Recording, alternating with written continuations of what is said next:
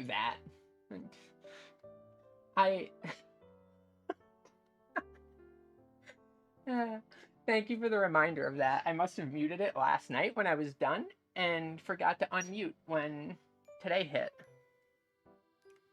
Today's been a bit of a long day, but on the whole, I feel like I can just barely keep my eyes open. But, oh hi, El Paso.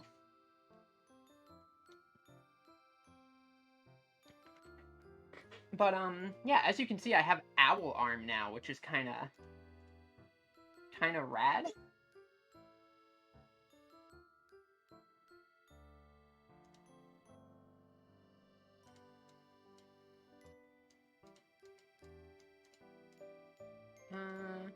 Just a moment here.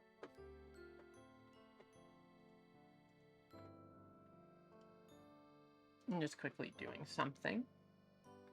Yeah, the owl arm is really pog.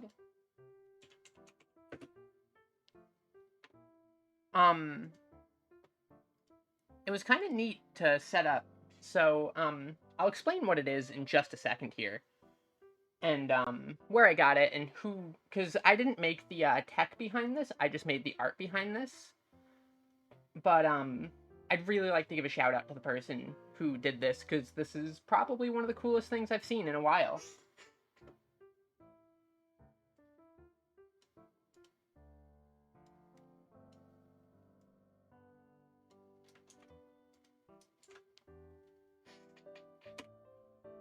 Yeah, the first place I saw it was, Fruit was using it.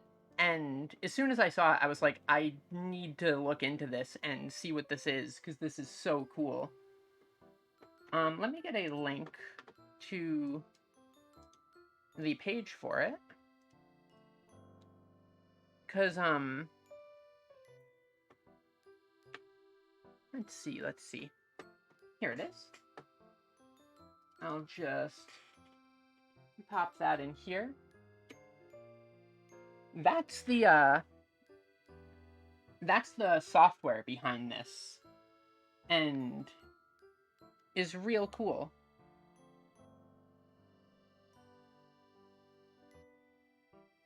Let's see if I can get these eyes on one layer. Yeah, right? Isn't this cool?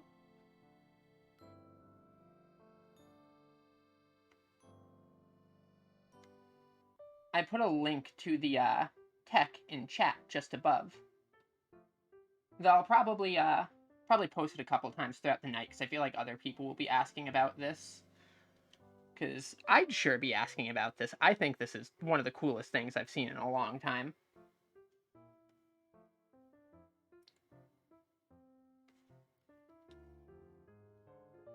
What did I do?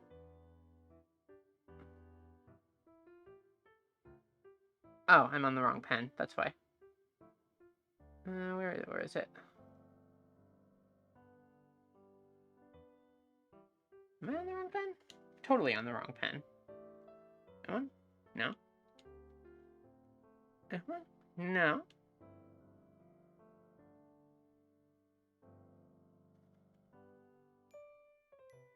Or wait, this is the pen that I usually use, right?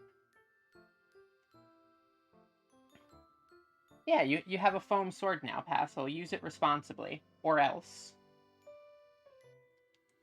Owliver's been drinking the smart owl juice, but was already really smart. So, now he has your location and will find you with his psychic powers. Not that he wouldn't have anyway, but, like, it'll be slightly faster now. Okay, so that's one frame of this. And now, I just need to grab this color again.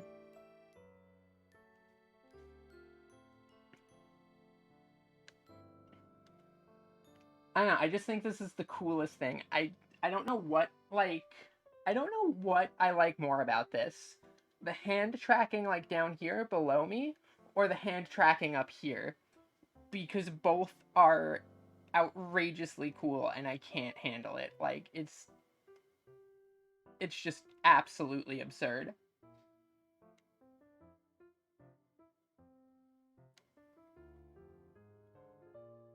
Let's see if I can... No, I'm still missing a spot. There we go. Quickly hit this with an outline. No, I messed the line up.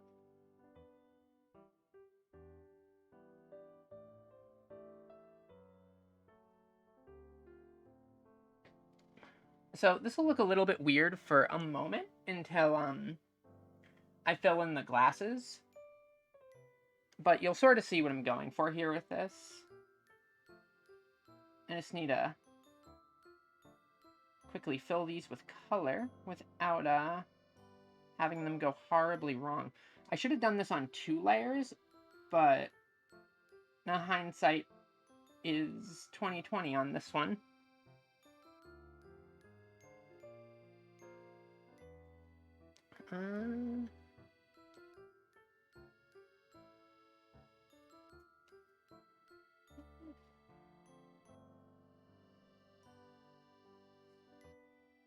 Get that frame. And that frame. I'd like to, if possible, I'm probably only going to stream for like 2 hours just because I'm so tired, but I'm going to see if I can maybe speed through and get the flat colors in on this. Because then the core of the animation will be pretty well visible. Wrong line. No, wrong line again.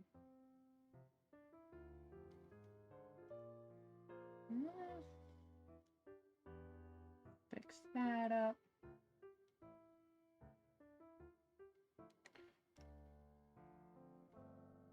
Quickly check these just to see the areas I'm missing.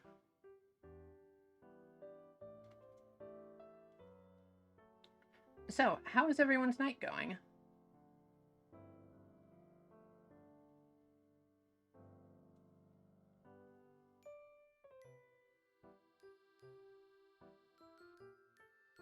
Yeah, I'll put the outline on this too, just to be safe.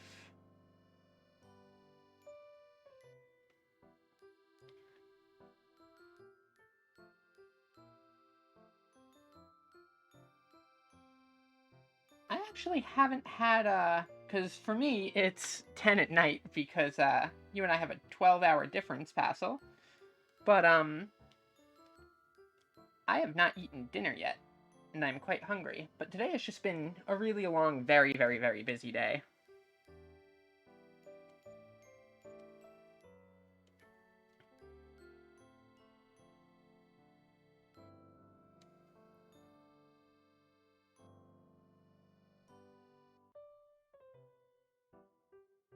Hello, Goliath.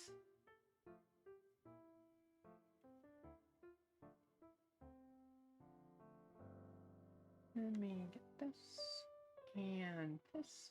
And also thank you for the follow, Goliath.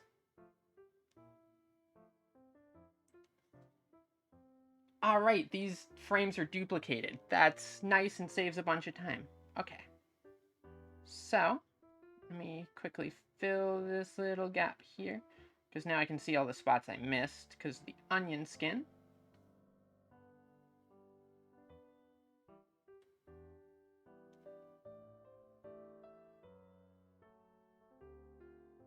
Mystery solved.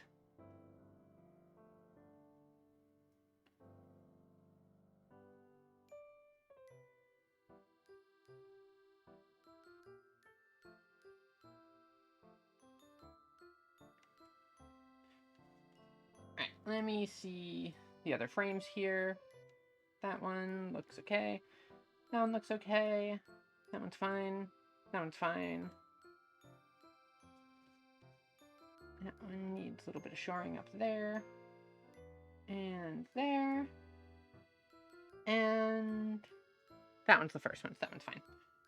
So now when I hit play on the animation, you can see I added a little bit of movement to well, of course I'm using a book and a quill. I've got tons of them, like right here on the side of my arm. So I figured I might as well use them. I also shortened my feathers down a bit with a spell book here so that I could cover a little bit less of the screen. But I've added some motion onto the eyes too for in between the page turns. And now I just need to start filling in some colors here.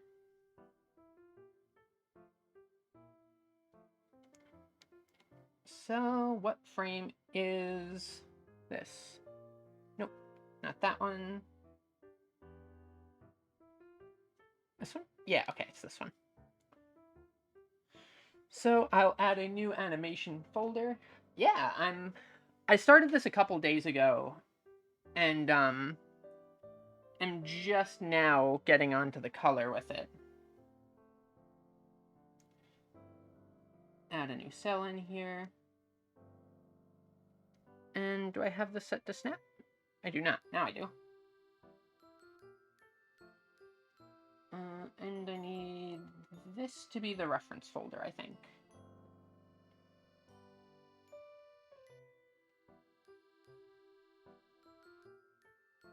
Yeah, the ability to shorten my feathers is rather helpful. Hopefully in the future I will find a spell book, because I've been a little bit too lazy to search the library for one that would let me temporarily move them out of the way entirely.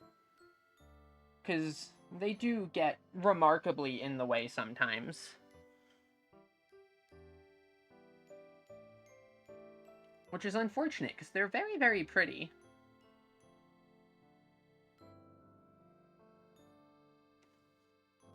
And I like them quite a bit, just not when they're always taking up every time I try to take a picture, or I try to strike a fancy pose, it's always like, boom, wings, right there, in the way. And it's like, ugh, just one time it would be nice to not have them kind of completely there, taking up the entire space.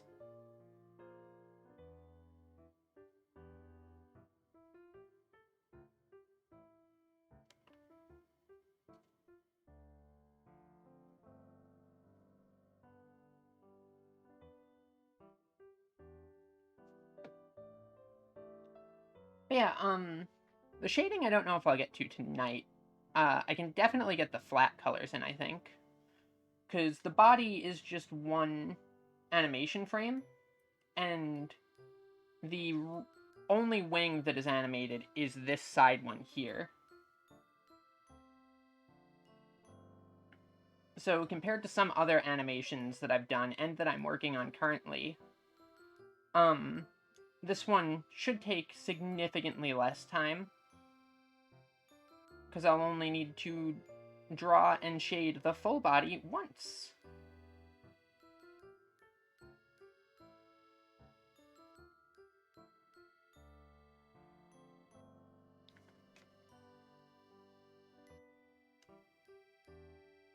I still just cannot get over this this tablet arm tech. It's so cool.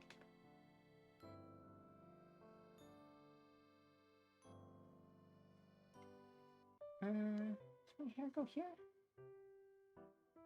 No, it does not. Okay.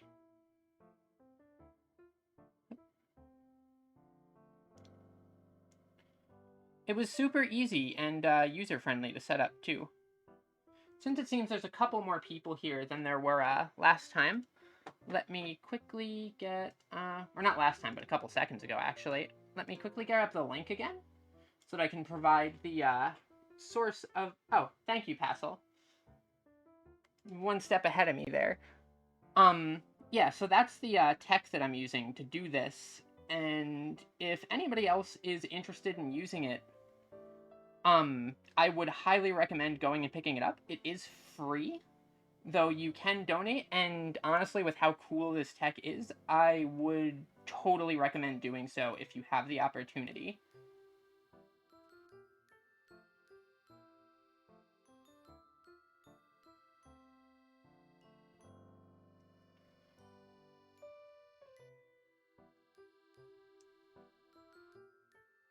Maybe if I get the flats in quickly enough, I will be able to also go in and...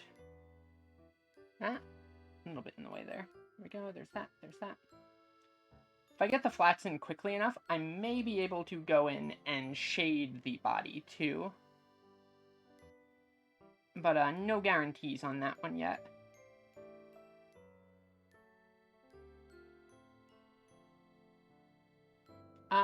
Voice or BGM? Or actually, let me pull my mic over this way. Is that better? My mic was a tiny bit far back, so that might have been the cause there.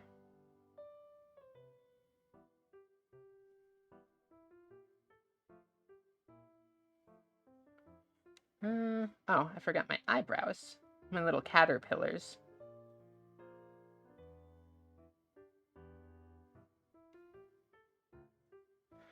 And now I need my skin. I don't need this illustration. There we go.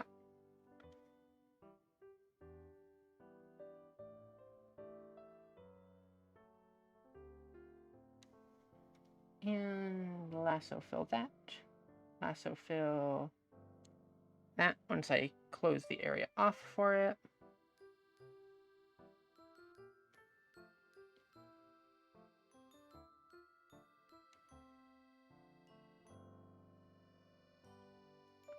This is another tool that I really like in Clip Studio. What it does is it makes it so that the pen that I am doing will not go over the line art unless I put sufficient pressure on the pen. It'll just stop exactly where the line art is. And that saves a lot of time when laying in flat colors like this. Oop, too many undos. There we go.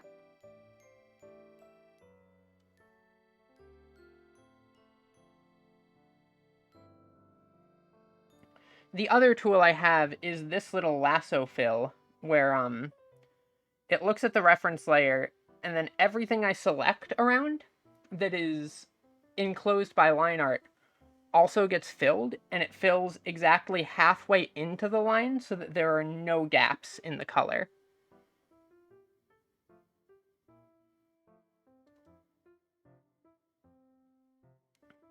Which also is just a absolutely fantastic time saver. Between the two of them, in terms of like laying in flat colors, it probably cuts the time in half.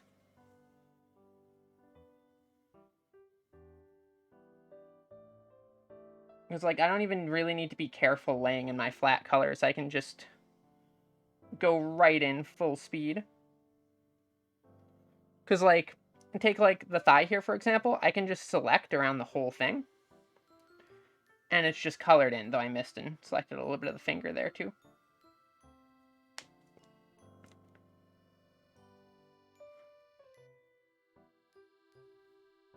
Like, Clip Studio just has so many neat little features that just save so much time. And I don't know how many other art programs have, like, I know a couple other programs have vector erasers, which are useful. And another one of my favorite tools. But, the draw right up to the line to fill, I am not sure how many other programs have.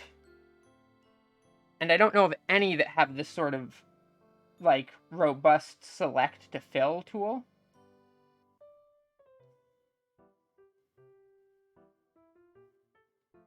So the vector eraser, if I quickly make a new layer. So say I draw, why is it not showing up? Eh?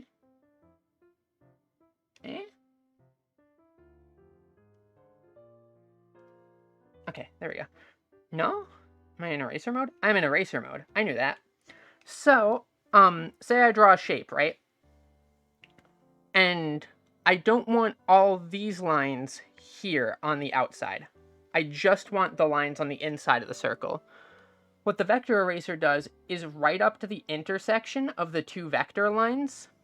If I touch any point on the line here, it'll erase up to the intersection, but not past. So if I do this with like 2 different color lines, for example, you can sort of see what's happening.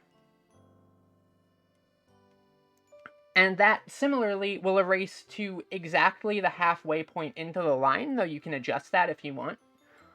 I like having it in the halfway point just because, like, if you're doing line art, that again ensures that there's no gaps and stuff.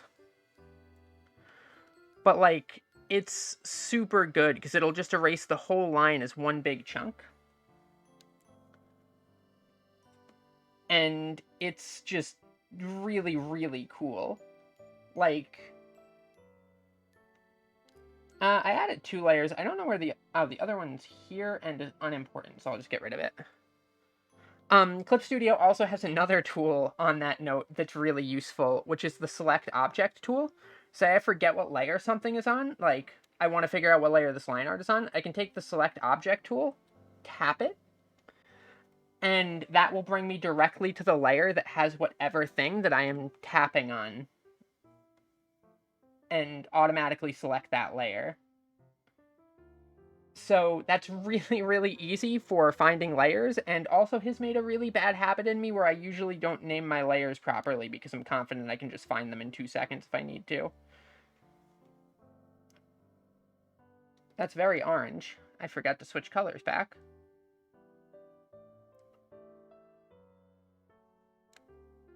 Yeah, I'll hit this just to give myself a little bit more space to work here.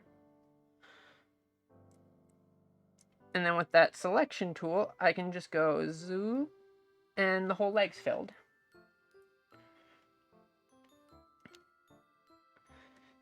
Same with this leg. I do need to fill the tiny little gaps like that one there, or it will not properly fill just because it will see it as not being enclosed by line art. But once all of the little gaps are filled, it just works. It can fill some gaps, like this little one that was right down here was small enough that I didn't need to fill it. And that's an adjustable setting as well.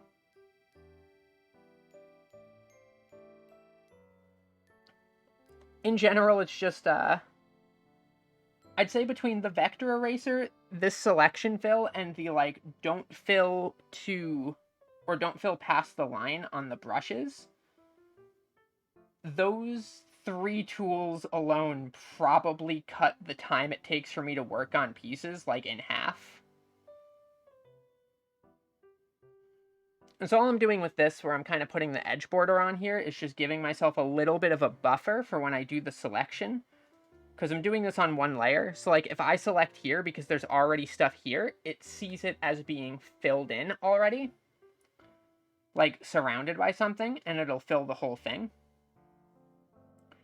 So I'm just giving myself a little bit of a buffer so that I don't accidentally fill where I've already put colors.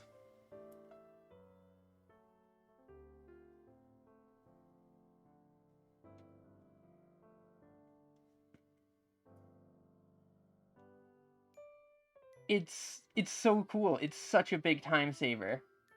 So for stuff like this, like I can just come in here and just kind of blob the line in and feel pretty confident that it's not going to bleed over into the other shapes.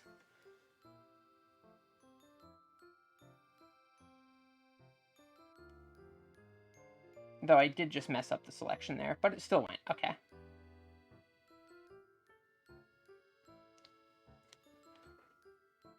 So that's filled in. Grab this color. I do not know. Yeah, it is like the paint bucket, but not trash. Like, you'll also notice where there's little sharp corners and stuff, like here. It fills in all the way into those sharp corners, which is really nice.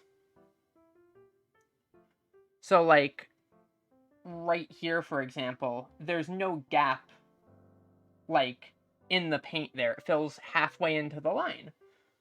And, I don't know if Photoshop I think Photoshop has a vector eraser, but I don't know if it has the cool lasso select tools or stuff like that. But also, Clip Studio is just a cooler program that is a one-time fee and draws nicer lines and is better in every single conceivable way except for text editing. If all you're looking to do is edit text, then sure, I guess Photoshop is okay. If you're looking to do anything more than that, nah, get Clip Studio, it's better. Yeah, Photoshop is a very, like, feature-rich program, where, like, a lot of the stuff in there is specialized, and unless you already, like, know what you're doing with it, there's a lot that you don't need.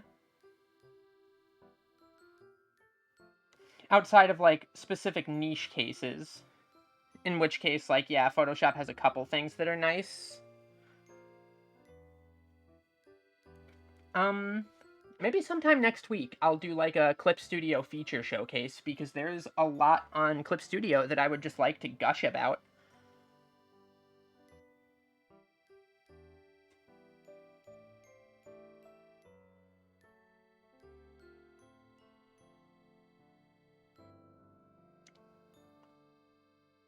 Am I missing any spots there? I don't think so.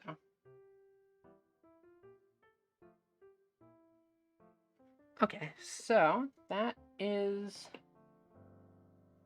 Oh, I need to do the nails, and then I also need to do the glasses eyes. So I don't know what layer the eyes are on. I just tap the select object, and now I'm on the eyes layer. So I can go below that and slap in the white of the glasses.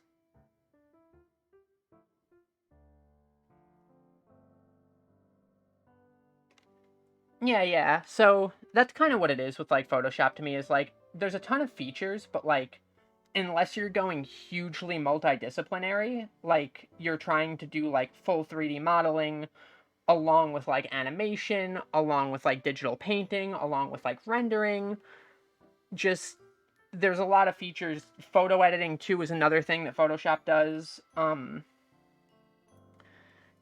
There's a lot that just doesn't add in with what you would need.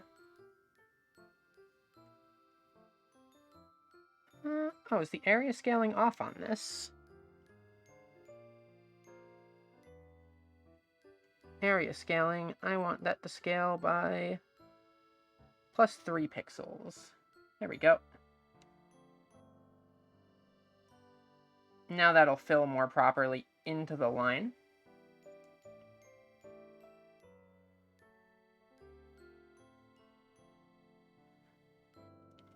The other thing that I would say, on that note with Photoshop is if you were planning on doing something that would require multiple Adobe Suite programs, then Photoshop is worth using. Like if you're doing like a website and also using Dreamweaver, and then also using portions of that like to bring over to like InDesign and stuff to like lay out the pages and such like that, then Photoshop is nice because it can directly just be compatible with those things.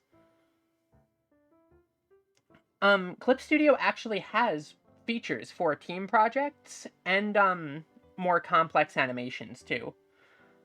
For right now, I'm just using a really basic timeline for this, but it has stuff for like full 3D compatibility, stuff like that. So like if I come over here on the side and open this up, you can see I have like 3D models. Let me open a new canvas here. And also let me save this real quick, just in case I break something. So like, you can bring in like a full 3D scene here and move the camera around and scale things and stuff like that. And you have animation features for stuff like camera and whatnot. Which, any 3D model that would be compatible with like Blender or stuff like that is also compatible with Clip Studio really easily. So it can be super duper great for stuff like that, especially with more complex objects. Sometimes like I'll bring 3D models in to help render stuff out because like if I'm drawing like the examples I usually use are like vehicles and firearms. tend to be rather complex and much, much more easily done with having like a proper model as a reference there. There's even ways if you want to take those model references and convert them directly from 3D model into line art, which is really useful if you have complex backgrounds that you want to convert into line art. You can model them out in 3D and then instead directly take them and translate them into lines and tones. No, it doesn't quite at all. Because the thing is it messes with the settings that you use. So if I go here and, I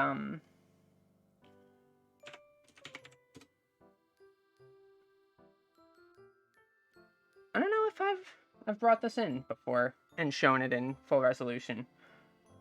But like this in the background here, that's 3D model that I converted to screen tones and stuff.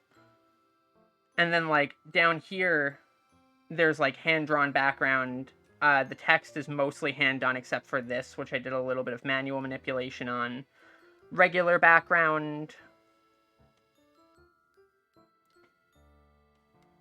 Because the thing is usually I don't just bring a background in 3D model-wise and then just be like, oh, okay, it's good.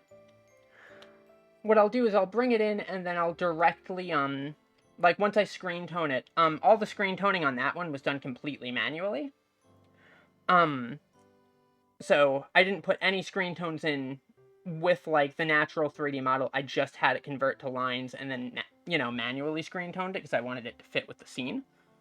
But, what you can do is you can also have it do like different screen tone settings and stuff like that really well. So like this, was not a 3D model background. This was done doing like Clip Studio's, perspective grid feature.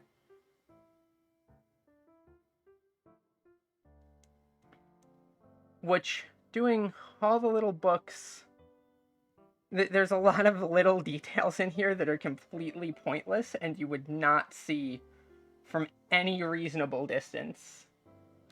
But I like my tiny little details.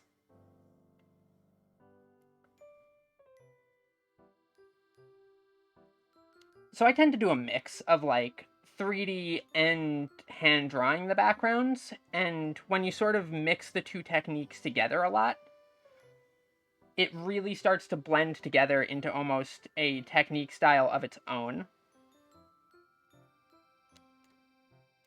Similarly to how a lot of anime nowadays use almost entirely 3D for their backgrounds and stuff.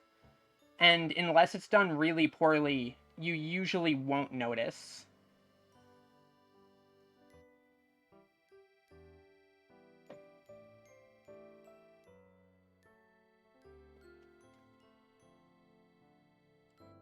Like, it's kind of crazy the amount of, like, just 3D that's used in anime that people don't notice at all.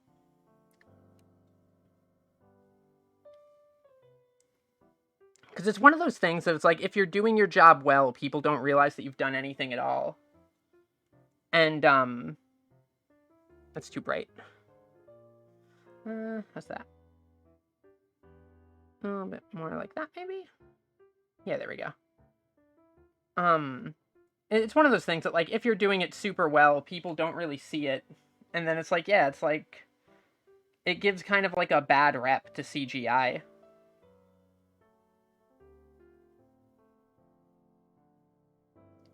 I do feel bad for the people who specialize primarily in doing CGI for stuff like anime backgrounds and stuff, because, like, the primary goal of their job is literally like, hey, do your job so that nobody notices that you're even here.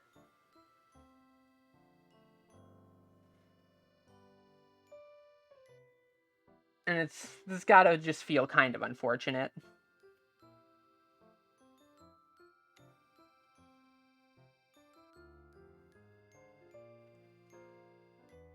Oh yeah, now you can see on my PNG too, if you zoom in, I have little turtle shell buttons.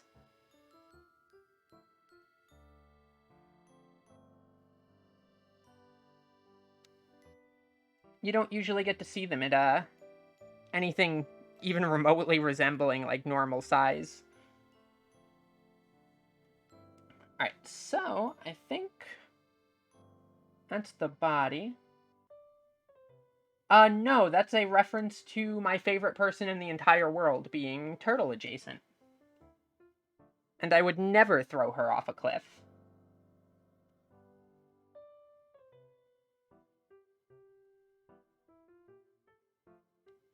Ruby CG has been very hit or miss. My usual go-to of like series that I like to point to of like this series did CGI really well is Dorohedoro did it really well. Hoseki no Kuni did it really well. And for a video game example, I believe Guilty Gear did it really well. Also, the new Dragon Ball Fighter games did it super nicely too.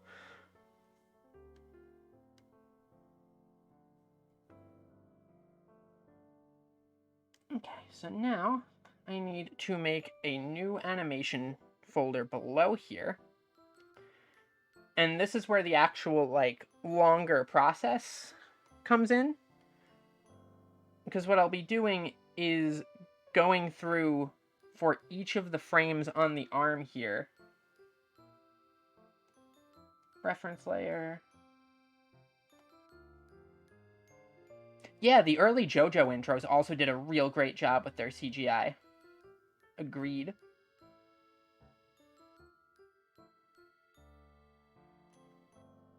So, like, CGI, I always find it as sort of just like a... It can be done perfectly reasonably and look fantastic, but a lot of people just don't get to see it when that happens.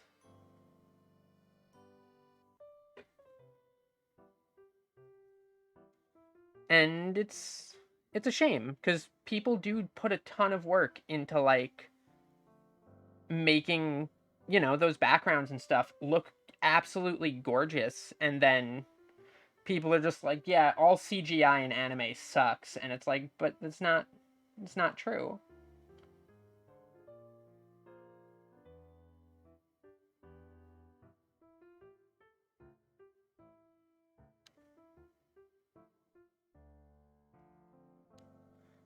Okay, so I need to quickly just come in here. Eh? Ah, okay, I see what I did. Now I can reselect this layer, come in here. Oh my goodness, I hate AI interpolated animation. It looks just... Ugh. No, like... It makes it look like it's animated, like, by smearing a bunch of, like, Vaseline onto each frame. Kimono Friends is jank, but still very fun.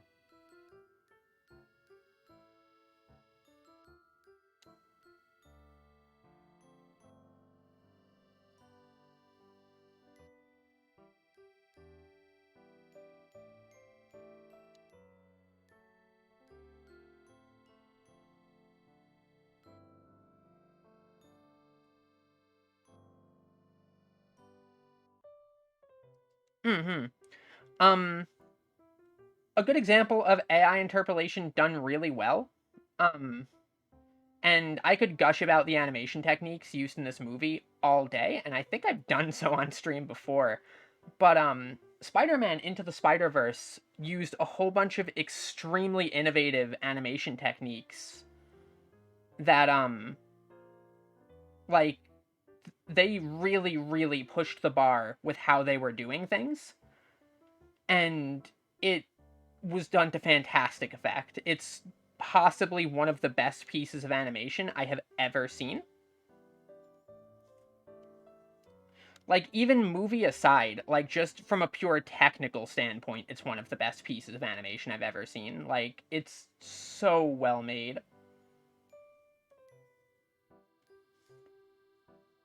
And the entire team that worked on it should be overwhelmingly proud of their work.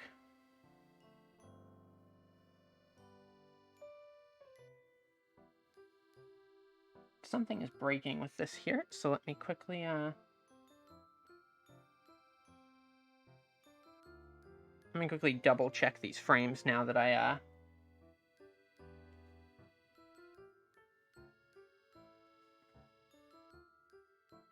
removed some stuff there.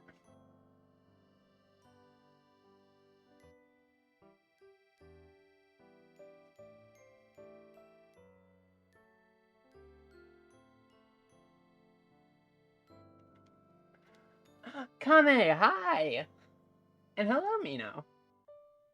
This is not so much a special drawing as it is a completely normal drawing. This is, going to be my stream ending screen.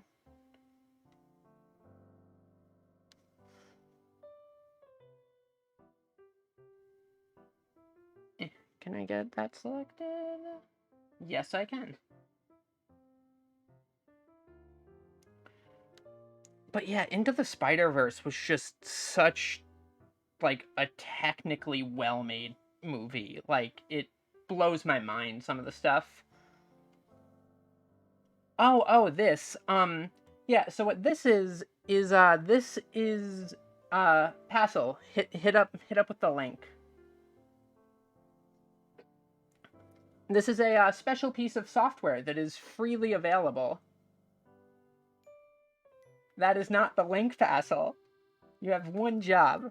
Kind of. You actually have multiple jobs, but, like, you had one job in this case.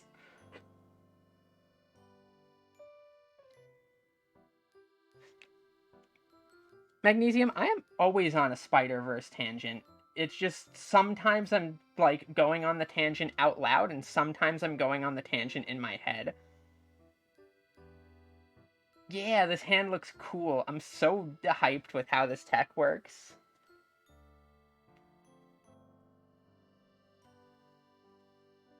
I see you were providing extra links to make up for the ones that you missed. I'll accept it.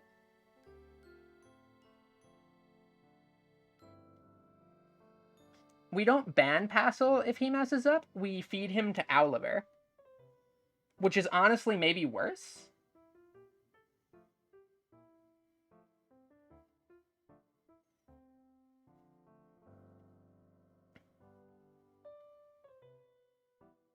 Also, Kame, Mino, how are you two doing?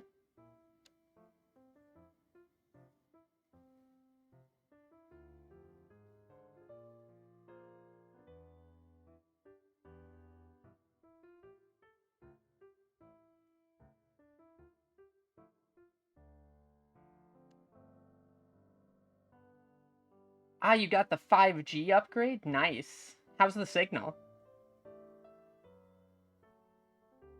And by that I mean your arm.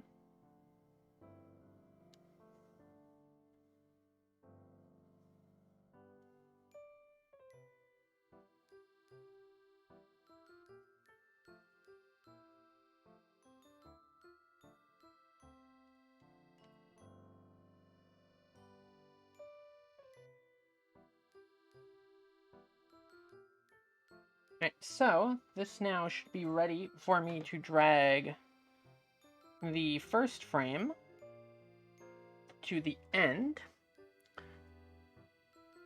Ooh, sustenance. What you eating? Okay, that looks fine. Now I grab the skin tone and repeat that exact same process again for that here.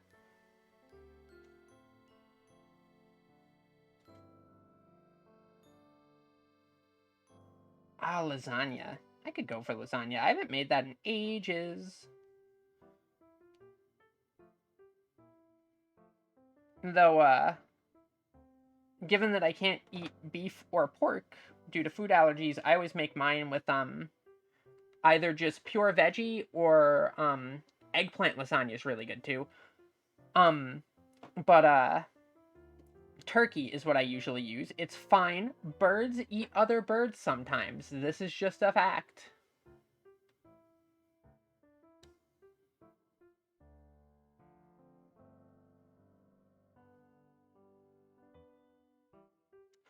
But, I will provide my lasagna credentials right here.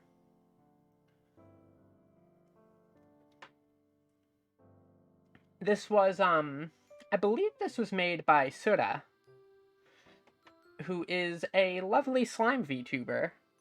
And this is one of the most cursed things that has ever been drawn for me, and it still makes me happy every time I see it. It's awful. But, like, a good kind of awful.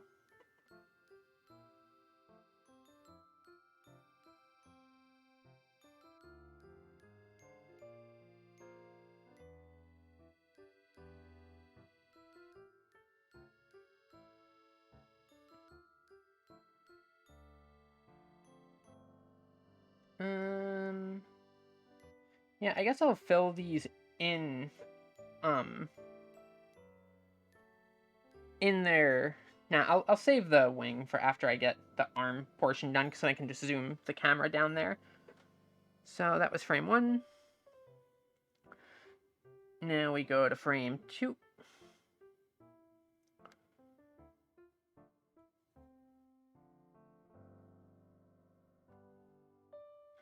You can see how quick the, like, no overflow setting makes this.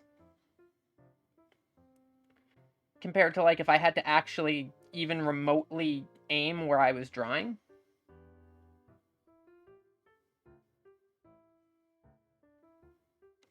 That was the wrong color selected.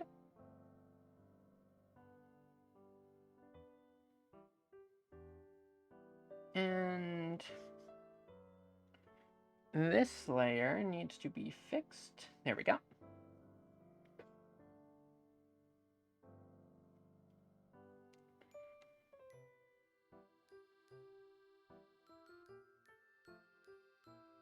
And now there is a portion of the hand that is behind the book, which means I can quickly take care of that while I'm up on this part of the drawing. Oh, I have eraser mode. So the other thing is I can toggle between pen and eraser mode by just clicking my mouse. Or not my mouse, but my tablet pen. And there is a lot of the time I will just completely forget which mode I am on and start trying to draw, and it'll just do whatever it wants. And I get confused about it every single time it happens, even though, like, I've had it happen enough times that you'd think I'd be completely and utterly used to it by now. Did I forget I forgot a frame in here. Huh. Let me,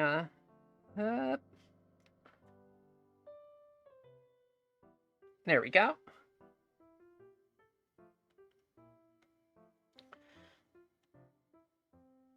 It's things like, the coloring process here that make it really good for, figuring out where I've missed stuff.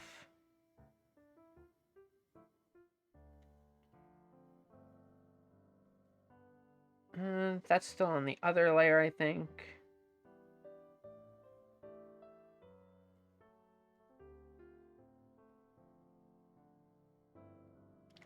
Fortunately, there's not too many frames to this animation, and they're not too complicated.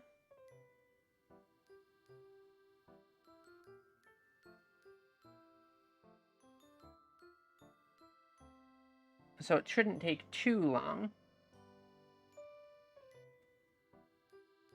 Fix that little bit.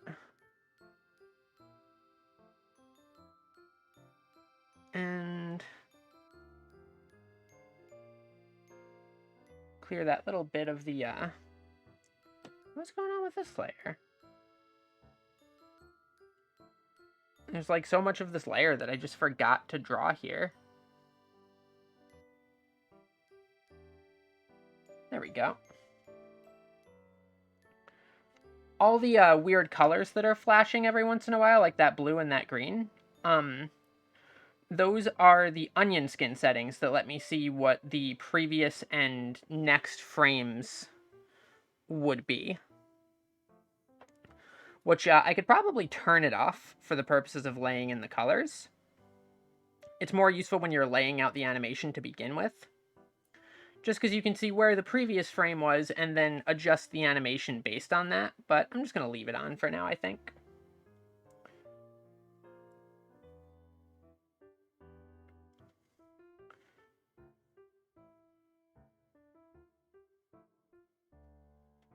Alright, that layer's in.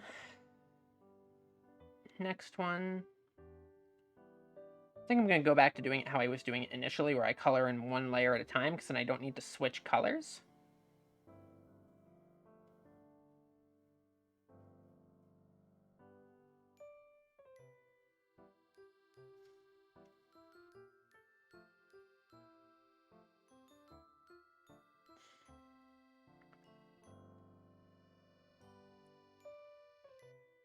And then I'll move on to getting colors in on the background here. And we'll take a look and see how the animation looks and what I'll need to fix, which I'm guessing there's going to be a lot of little animation errors that I'll need to adjust, but I will in fact be shading the animation. I don't think I'll be doing that tonight, but this and another animation that I am working on will both be fully shaded.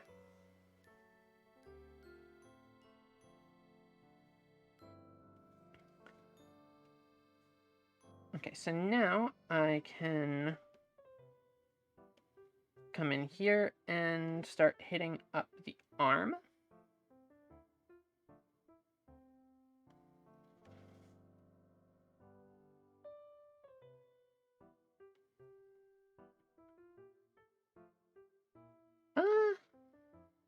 I'm debating still on if I want to show off the other animation that I have going for what will be my starting soon screen, because the base animation on that is actually done. I just need to color and shade that one, kind of like this one. And I'm pretty happy with it. And I also need to add a background to that one, but that doesn't take that long.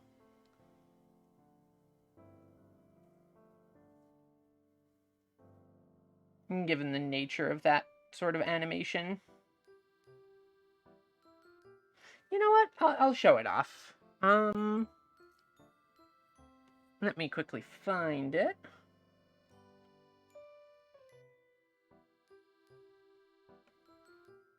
And I need to turn off the sketch layers. A couple people might have seen this already, because I showed this to a few people while I was working on it. So, one thing I do need to add in here is I'm going to have Oliver hopping along behind me. You know, just hopping along. But, for now, I just put the base picture of Oliver here in, and just did like a simple motion tween so that he kind of hops. But I was going for like a pretty classic loading screen approach with this. So I'll move my hand out of the way so y'all can see. The glasses pop out of frame there, and the sketch layer pops in for a frame there. That's weird. Where's that frame popping? That was like here. What's the deal here?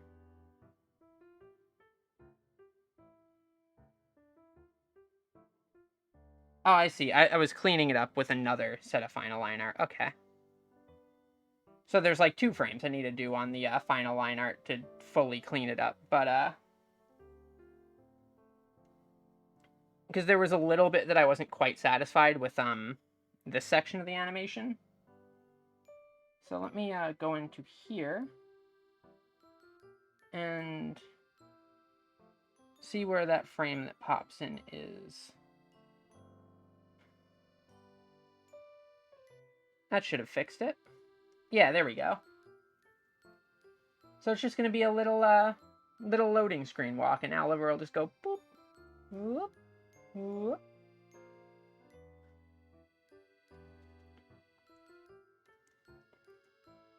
And they'll probably have some text up in this corner. And then maybe some sort of scrolling background going by, but the scrolling background's pretty easy to do. Yeah, Avery Field was still open.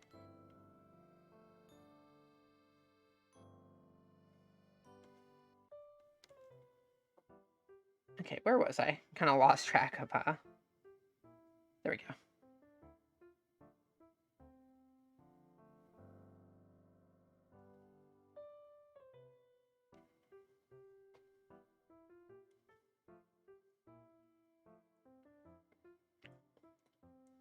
that one won't take too long to finish up either. The downside with that one is it's a lot more frames than this animation, and the full body changes between each frame. So I will need to completely recolor and reshade the full body on every single frame for that.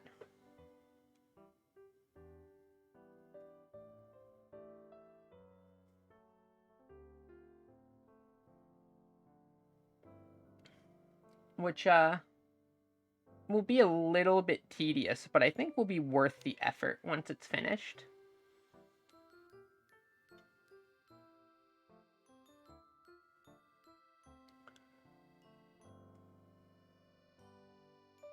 And with stuff like Clip Studio's like super duper fancy toolkit, it shouldn't take too long, and too long, and won't be quite as tedious as it could have otherwise been either.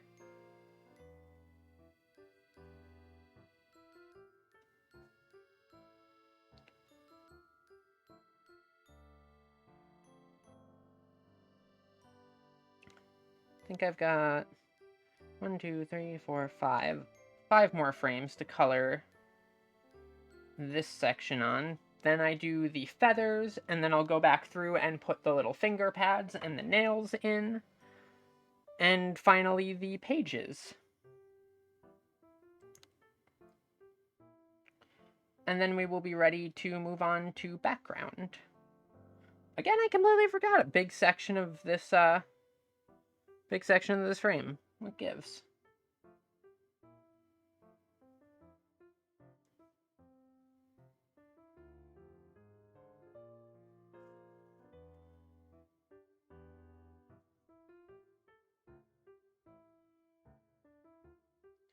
I must have been getting like tired while doing that set of frames.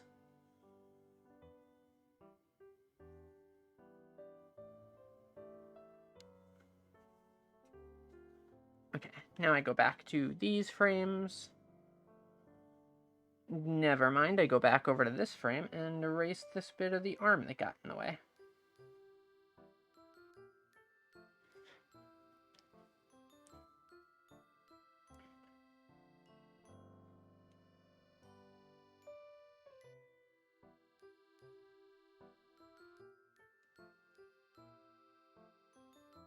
This frame is such a mess.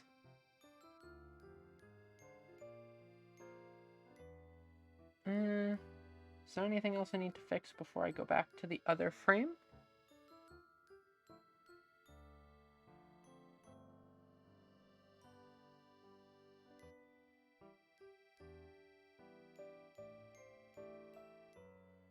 Okay, that should be better now.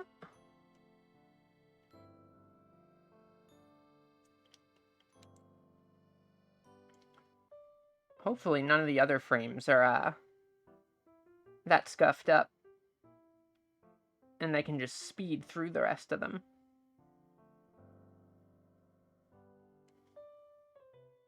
I spoke too soon.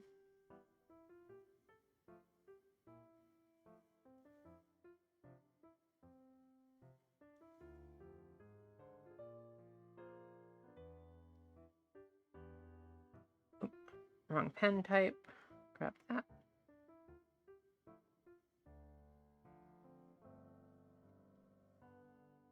And yeah, it looks okay.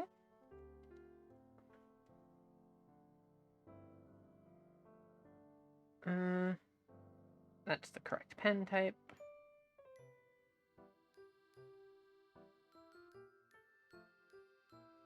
Clip Studio's tools are so cool.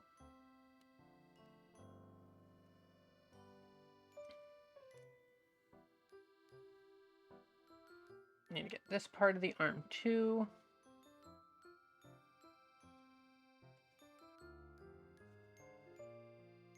And add that in. Okay.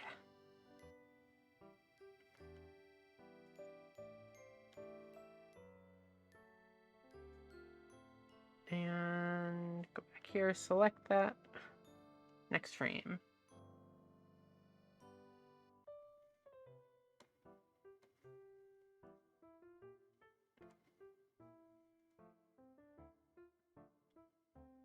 My number one favorite tool to use in Clip Studio is almost undoubtedly the vector eraser or the lasso fill. Because the lasso fill is... both of them save me more time than any other tool. But it would be hard to pick a favorite. I feel like I'd have to give a slight edge to the vector eraser just because I do line art more than I do colors.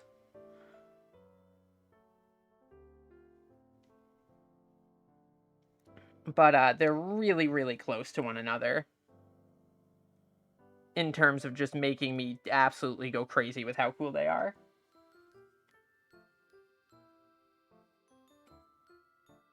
Oop. Deselected my color there.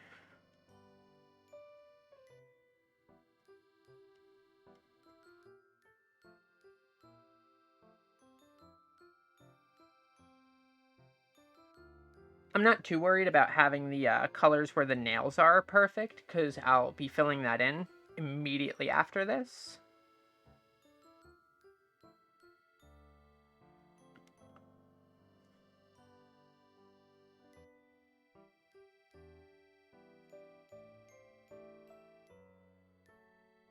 Okay, so that's back on the other layer, which means I am good to move on to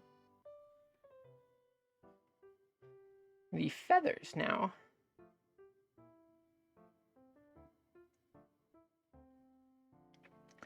My favorite food to use is salmon.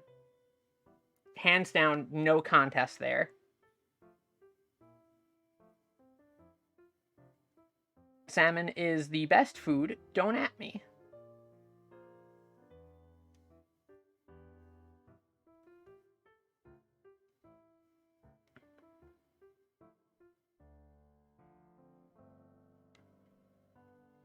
Way over tuna, though I do like tuna a lot.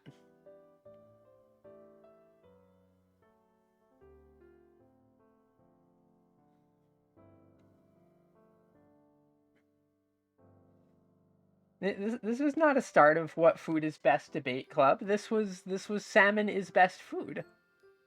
Full stop. I also completely forgot the hand in this frame.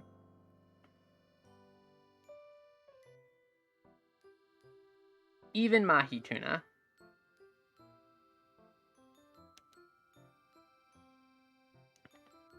Salmon is incredible and also extremely versatile, so you can make it in like a billion different ways, and it's really good in all of them.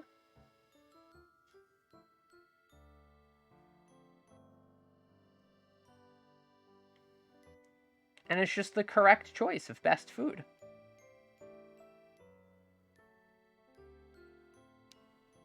Like, what girl is best girl in anime? That one is completely subjective and is entirely determined by who your favorite is.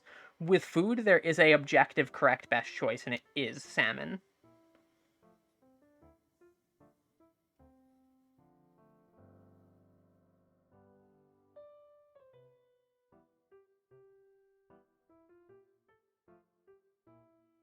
Wait. Was that page on the... Okay, that page was fine. This frame needed more.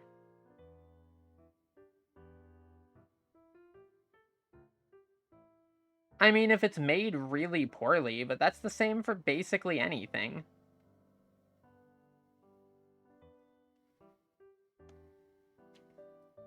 I do agree that salmon can be tough for some people to cook, though.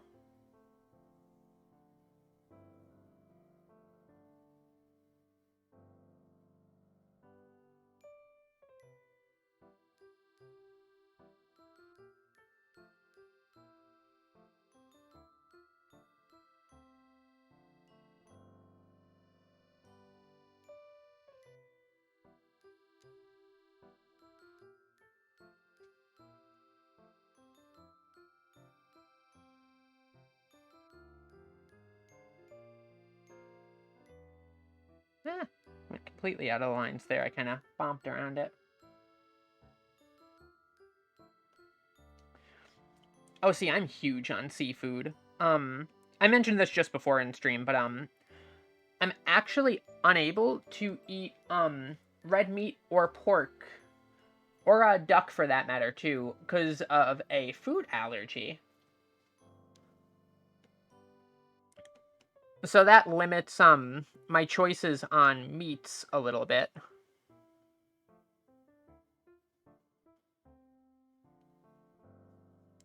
But honestly, I'm completely okay with it because I just absolutely adore seafood. Seafood is so good.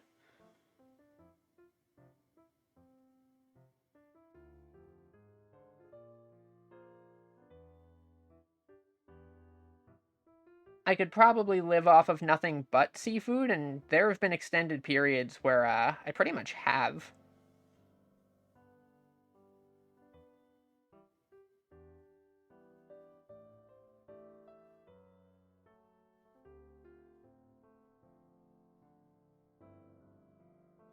Mm, that's one thing that's sort of nice is just by nature of what my diet is, like I'm very very big on both like fish and veggies and stuff like that.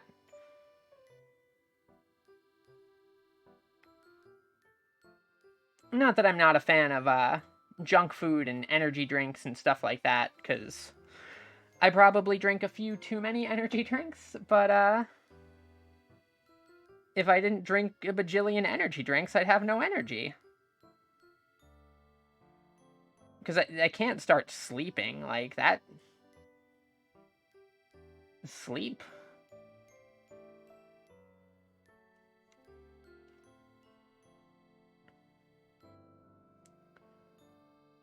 Yeah, the mercury content can be unfortunate in some fish.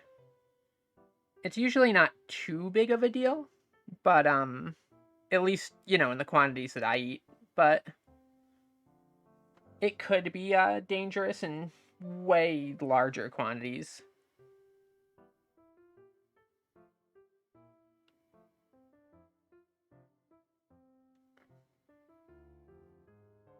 Yeah, I love to cook too.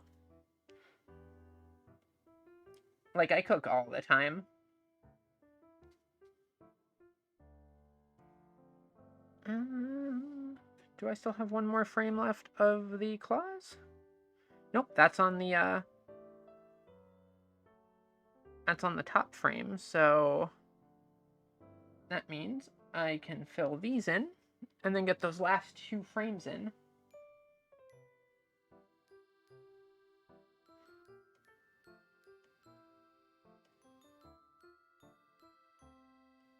Okay, so this is the first frame where you can see them. Get that in. Get that in. One of the things I like about doing animation like this is it's very methodical.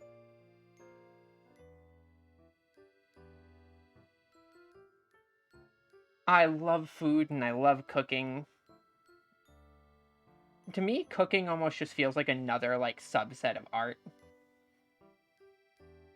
with a little bit of alchemy thrown in. Or I guess in my case, alchemy.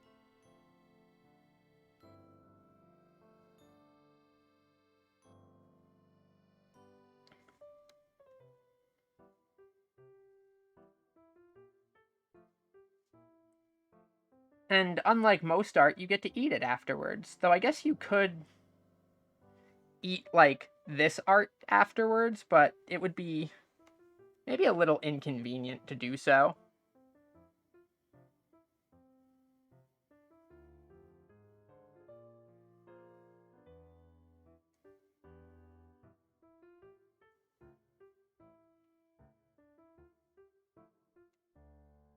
Hmm, this is coming together pretty quick. Yeah, I'm gonna add a tiny little hint of the hand here on this frame, just for good measure.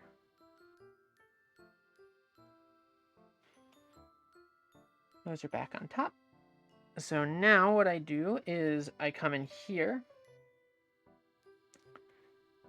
and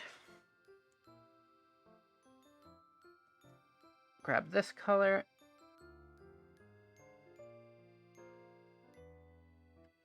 And I'll just quickly fill in these wings as smoothly as possible.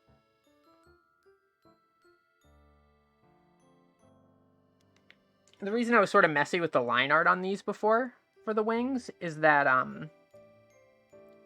the color for the body being so much like higher up layer priority just meant that like the messier parts of the line art over here just get hidden by the body color in later passes. I selected the blend tool instead of the lasso fill. That's why that didn't work.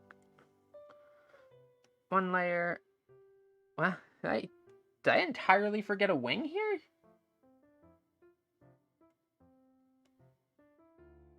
here? That's okay. How did I not notice that?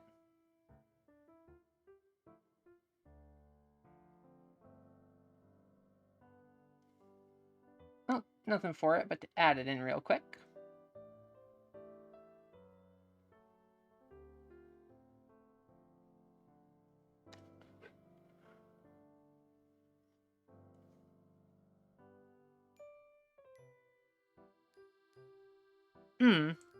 I tend to be pretty mindful of what and how much I eat, but I definitely really like cooking and experimenting and stuff. I cook a lot for other people, too. So.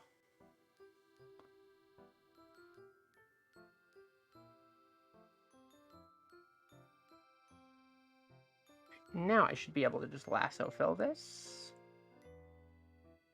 I missed. There we go. I can't believe I somehow just forgot a entire frame of the wing there.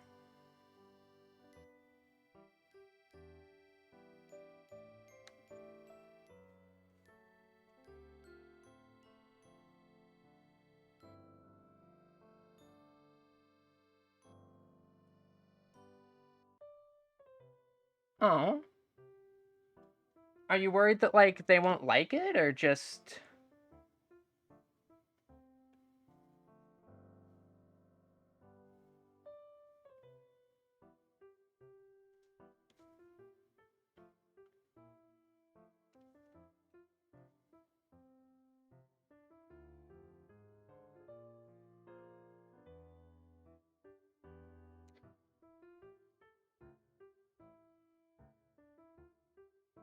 Oop, did not mean to do that.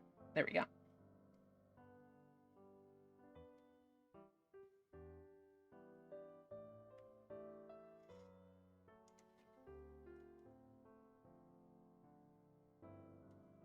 Oh.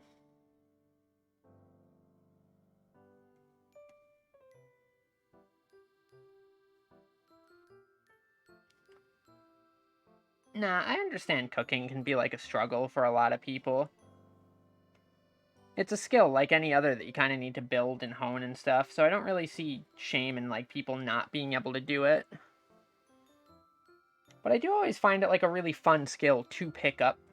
And I think it's like a good skill if people are just looking for something to do, because it's very tasty and you kind of get your own reward in that with it.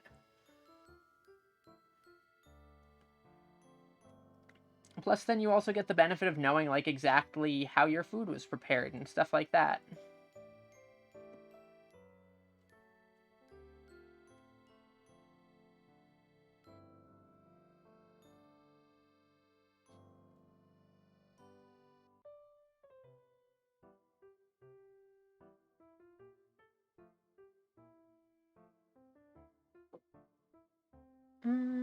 Let's see.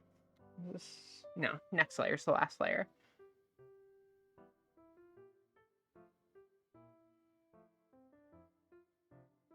And one more lasso select. Grab the hand color. And now I just need these layers right here.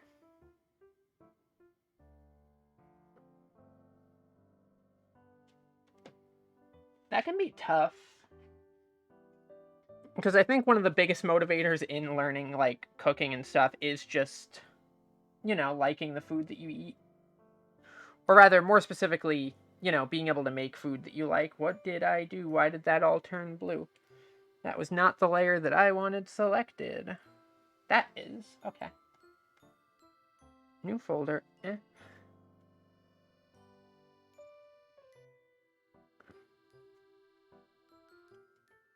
And I need this to be the reference layer.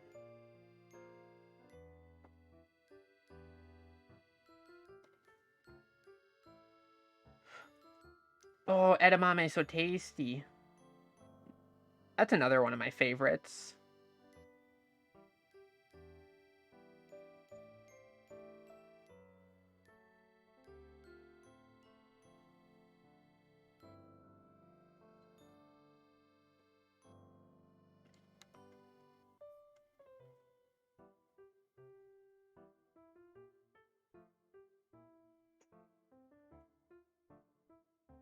What did I do? No.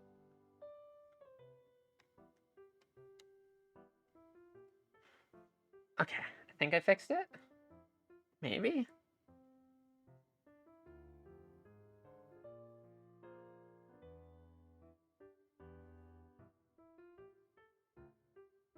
Okay, I think I fixed it. Because this front part of the hand comes over the book, so it's actually on a different layer than the rest of the arm behind the book.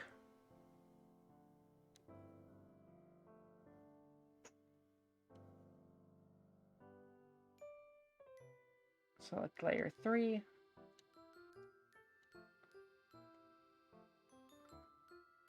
And what's on this layer?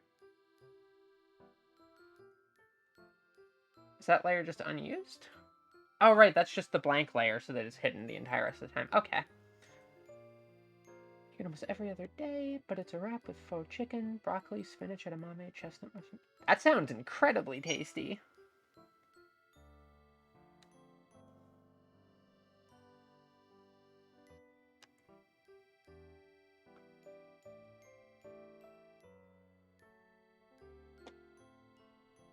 Like, that is a dish that I would most definitely vibe with.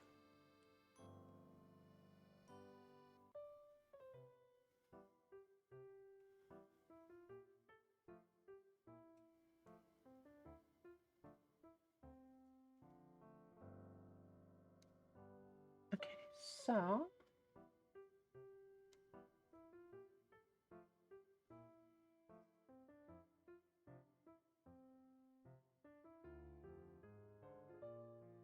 Okay, something is weird, something is weird suddenly with this animation. What did I do? Did I...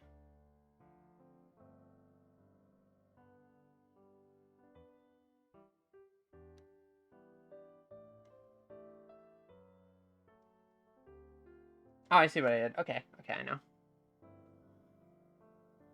Leaving myself thoroughly confused over simple fixes.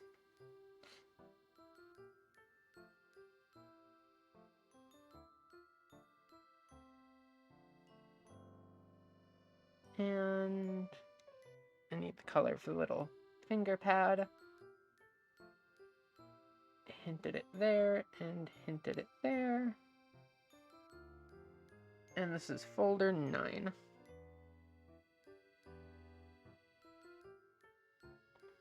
There it is.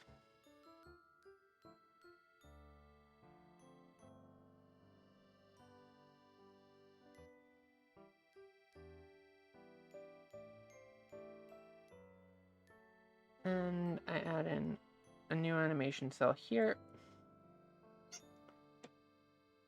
And then bring cell 2 over, duplicating it. Bring cell 1 over, duplicating it.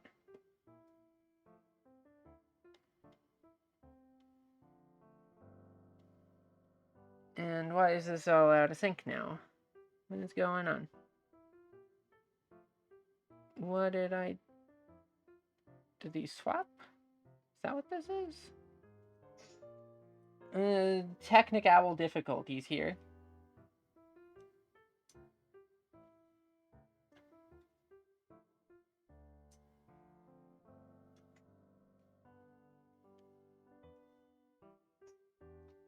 Okay, I did them backwards. That's where I messed up.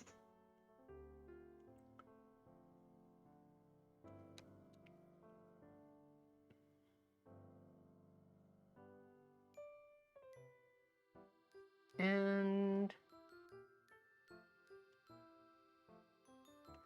now I just need to do the pages. And I think beyond that, the flat colors on the body are done. I mean, that rap does sound like it kind of slaps, so maybe that could potentially be what happened.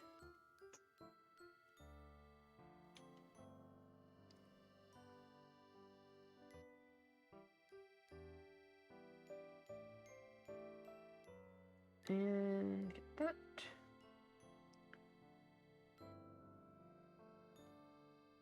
And I missed a huge spot of the wing here.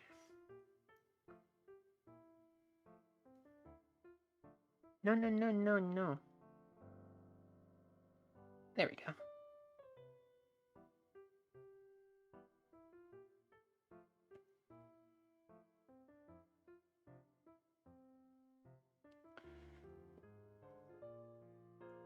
Ever since it was mentioned the other day that like I could have the animation run long enough to eventually flip through the entire book, the temptation has been burning away. But I'm not going to, but it's so tempting.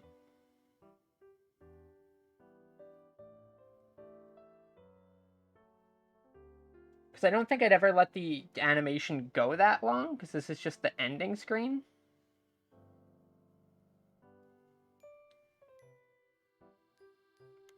Yeah. Probably the easier way if I was going to do that would be to, instead of animating the full file here, would be to go through and just animate the pages. And then have that just be a separate animation overlaid on top.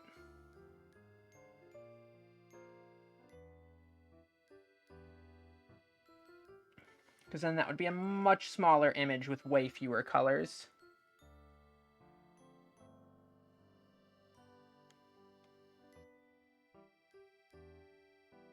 Alright, let's see here. I think I have... Whoop. I think I have one more page on a frame, maybe two. And then I'll hit play on the animation and we'll see how it looks.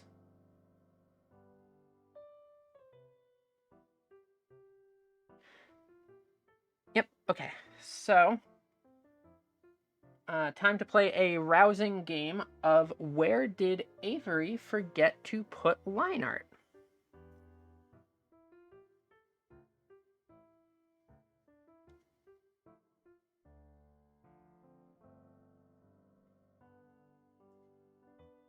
This needs line art. That needs color. No, it doesn't. Never mind. I was wrong. All the onion skin kind of hit it and made it look like there was no color right here. The other thing that I really like about this whole pen thing is I can just point to stuff and be like, boop, boop, boop. And that's a fun little addition.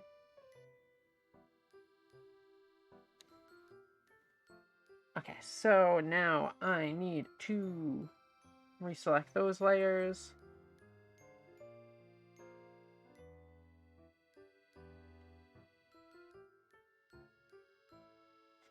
Is the line art intact in all of these places? Need some there.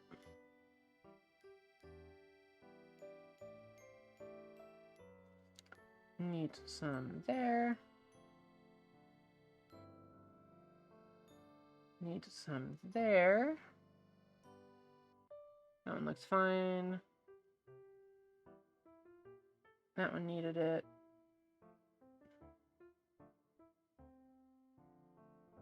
Those are fine. Those are fine. Those are fine. Okay, I think, oh, thank you so much. I have just finished laying in the base colors on the body, so I'm about to hit play, so hopefully it's still just as cute in motion.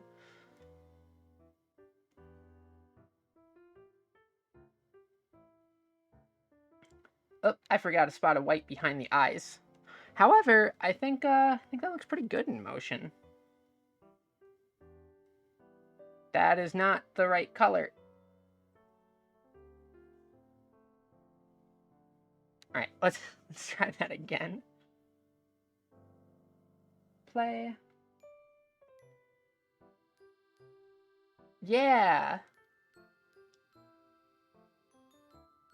Yeah, I'm real happy with that. Alright, let's lay in some colors on the background elements, since I was only planning on going 2 hours. And I feel like I can stick to that and still get all of the base colors in. Which would be super nice.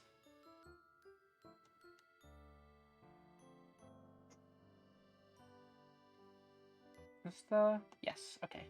Reference layer. Oh, oolong tea is so good.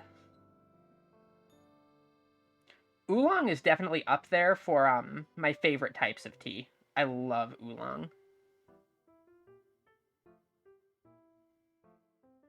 It's just such a good, flavorful type of tea.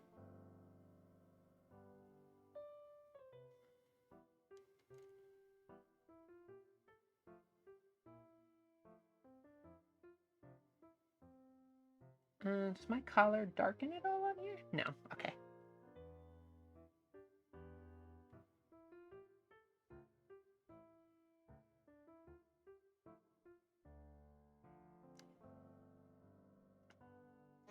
And since this is completely stationary, I'm going to do this slightly differently than I was doing with the other stuff.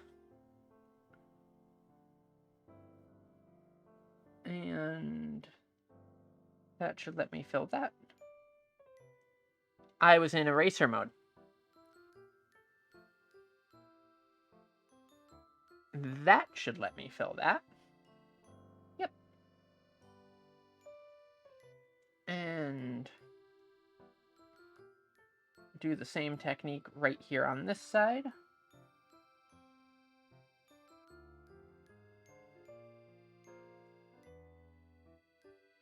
Hit that. And that side.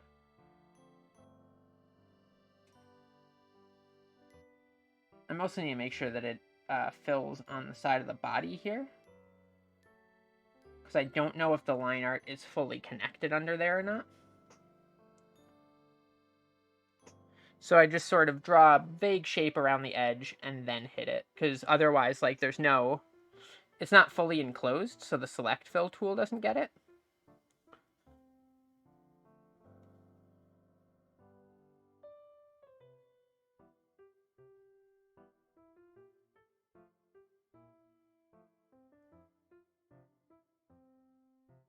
I feel that's the case with a lot of teas. Also, like, where it's picked from and how old it is, and just if it's been in the sun.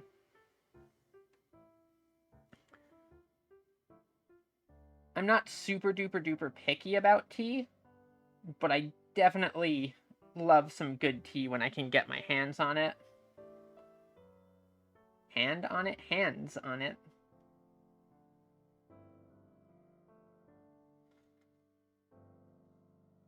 Okay, grab this, and... Should the chair be red? I mean, what do you all think? I'm not really sure on the color there.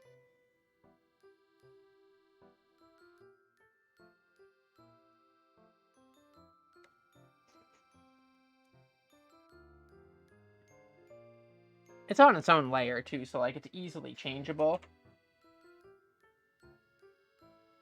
Maybe if I go a bit darker with it? Nah,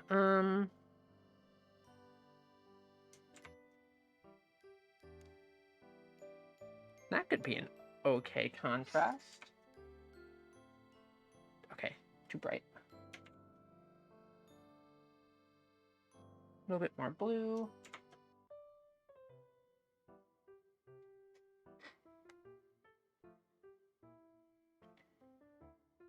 And grab a slightly more golden color.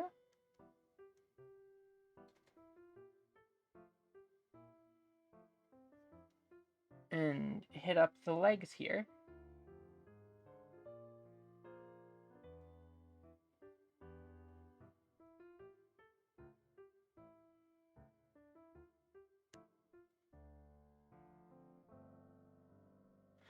Oh wait, this is just, I can just go up. Because these are fully cased in. Except maybe this one might need it. Yeah, that one needed it because it intersects with the legs there.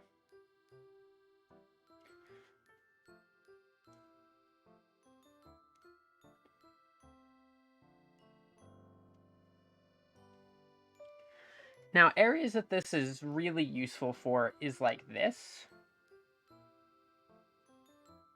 Because, like, I don't need to keep my pen pressure super fine to have it kind of match where all these little lines are.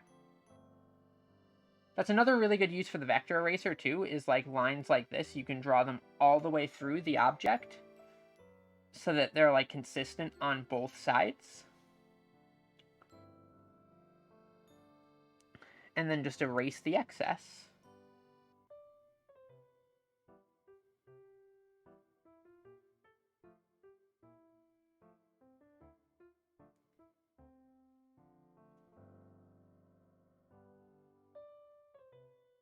I think the nice little splash of gold here will add a little bit more color back into the chair too that'll work well with the desaturated bit.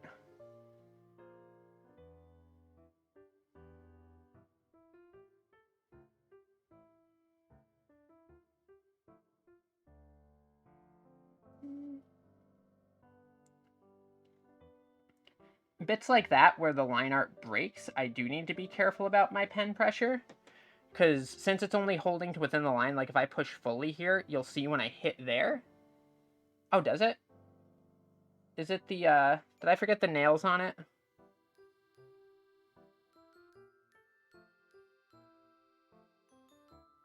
Ah, this. Yeah, the little paw pad. Or not paw pad, but like talon pad. Thank you. I will quickly just go and... Oh, end on the feet of the chair. Right. Well, you managed to catch on this anyway. That, by accident, that this was missing. So, that works.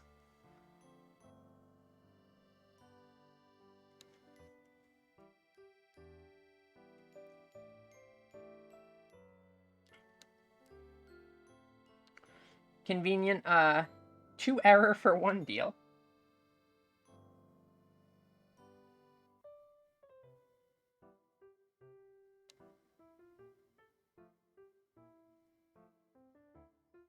Even when I'm not perfect on the pen pressure with this, too, it is so much easier to just kind of like, you know, because you can have it pop out like that and then just come hit that one little spot with an eraser just to edge it in.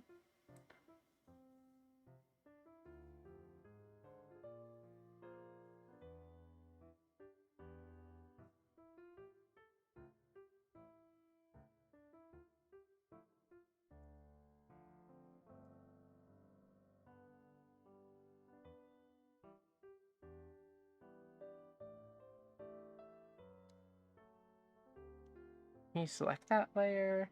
Whoop. That wasn't what I wanted to do. There we go. Accidentally, moved the layer for the vest instead of selecting it. Pen mode. Fill that one in. That one in.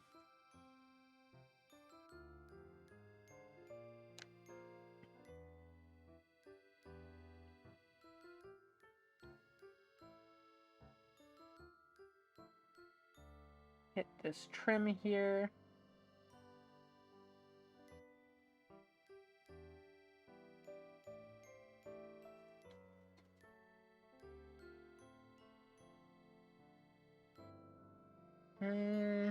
Whoop, accidentally tapped the scroll bar. I think what I'm going to do is come back onto the line art layer for this.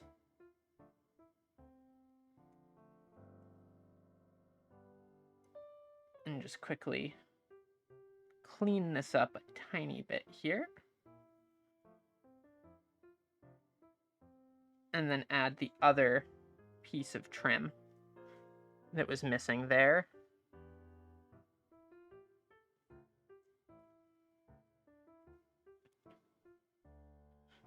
And now I can get back to the gold layer by just doing layer selection again. So most of the layer switching that I do in Clip Studio, I'm never actually even looking at the layer tab.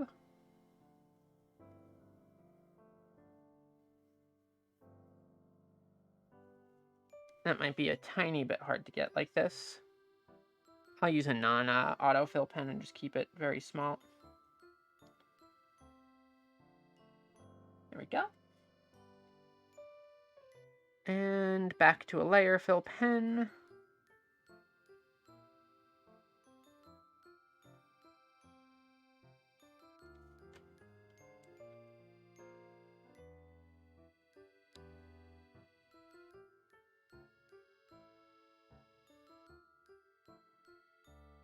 I know I'm constantly gushing about Clip Studio, but like it's such a good program.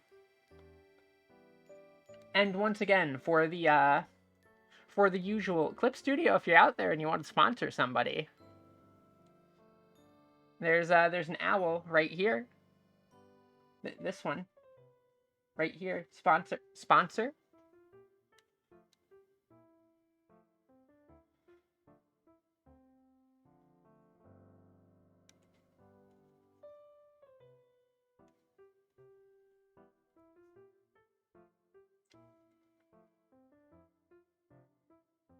If Clip Studio did actually offer me a sponsorship, I don't really know what I'd do. I'd probably melt. Just on the spot into a little puddle.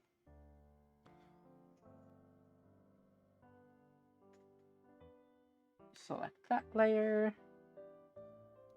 And my usual line art brush tool here also, as you can see, it always defaults to being just a fully black line, regardless of what color I have selected, which is another nice little time saver.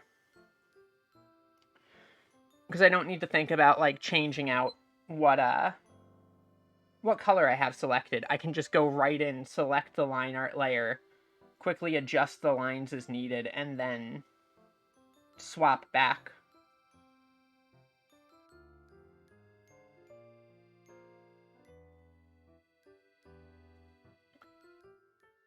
I have optimized my workflow as much as humanly possible.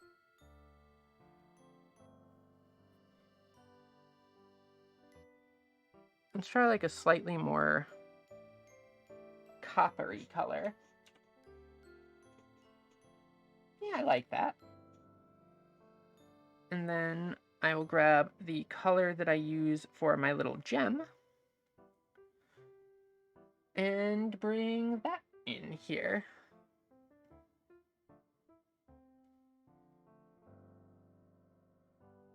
And just hit these on the legs of the chair with it.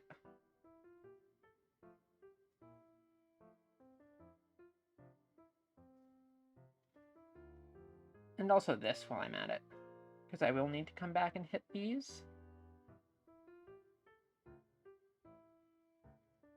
I've considered doing like a video series on it, but I'm not quite sure how well I'd be able to just absolutely expound upon all the features of this program in like a written, structured way without completely losing myself into a tangent and just like going completely wild, being like, here's another cool thing that I forgot to mention 2 seconds ago. I'd need to really script out the video.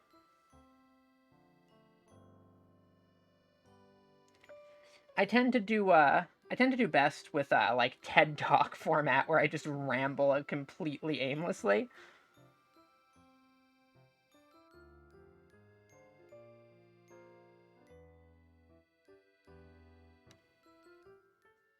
Oh wait, this is one cohesive shape. I can just do that.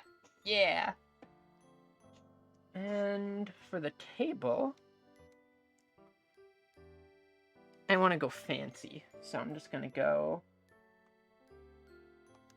and go below the chair layer so that I can just quickly hit this side.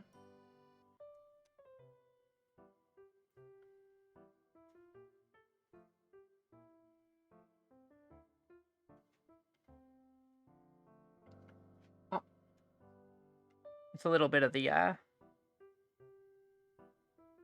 don't know, a video explanation series on Clip Studio could actually be a really, really fun project to do.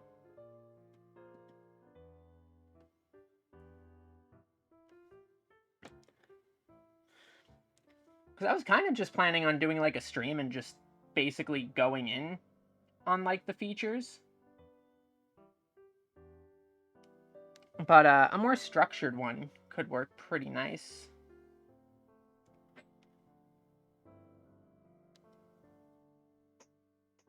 Get that there. Get that there. And then come back in on this, and bam.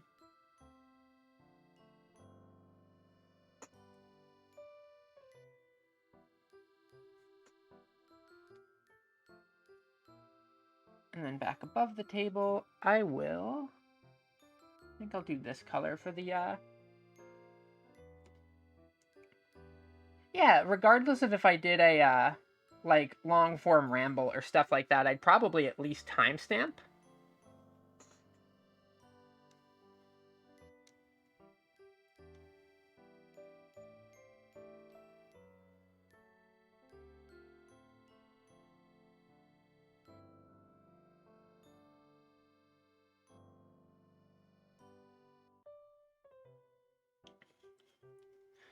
Ohio, Demi.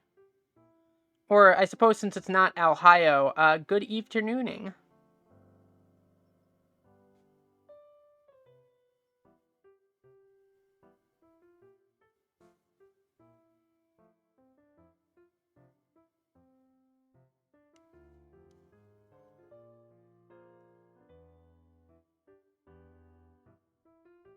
Let's get a good color for the cookies.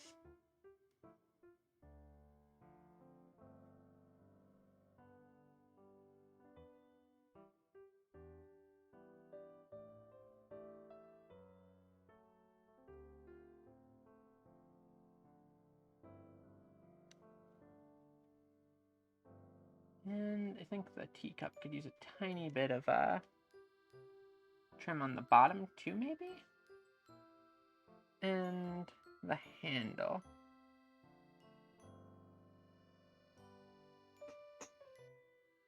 Hit the plate with some as well.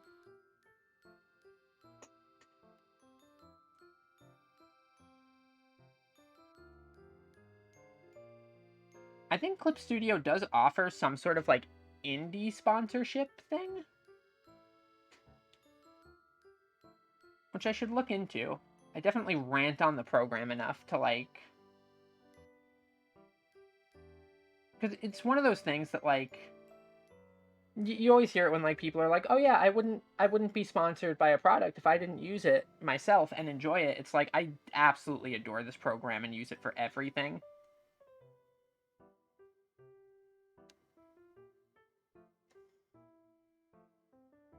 What layer? Did I not go on eraser mode? I did go on eraser mode.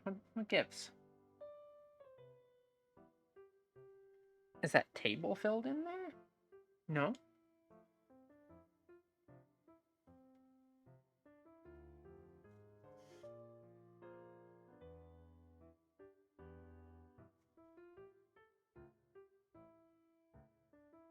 And now there's a little bit of tape. There we go.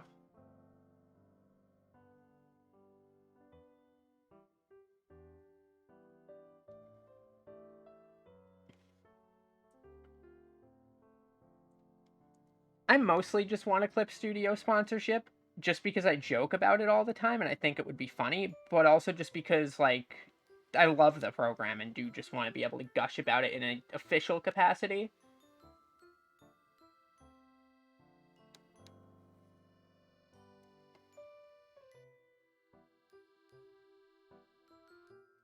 Because it is just a really, really good program with a bajillion incredible features to it.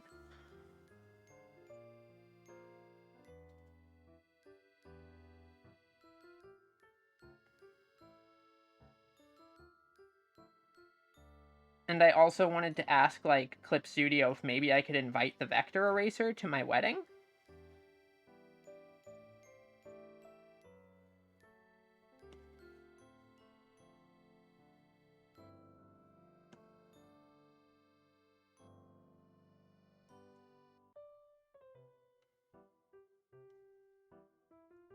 Alright, I think that's all the base colors in.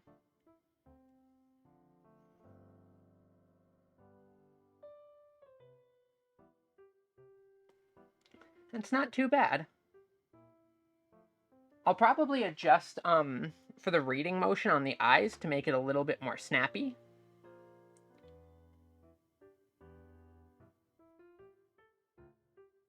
You know what?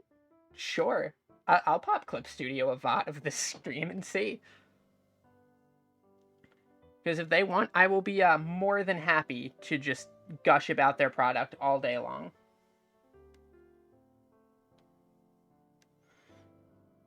And since I have about 10 minutes left before I had planned to end, I'm just gonna scribble in some extra stuff here.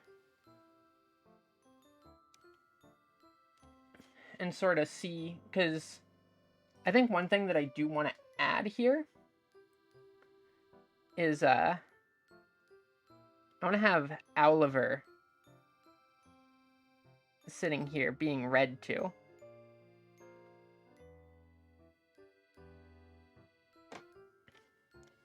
Maybe with like a tiny little bit of back and forth wobble.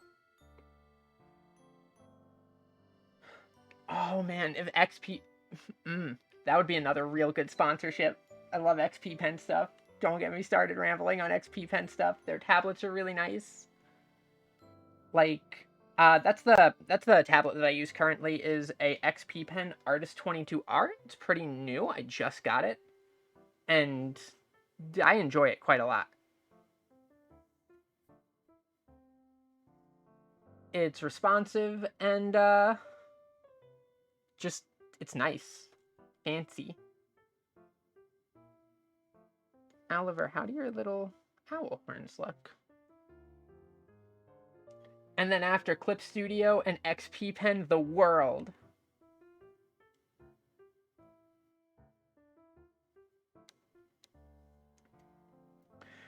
But yeah, I think a video series on Clip Studio would be in order. They have a pretty good tutorial section on their like website proper. But some of the more niche features aren't like fully explained. And also in general, they're just like text tutorials for most of them. They do highlight tutorials as well for a lot of stuff, so maybe I'll submit something to that.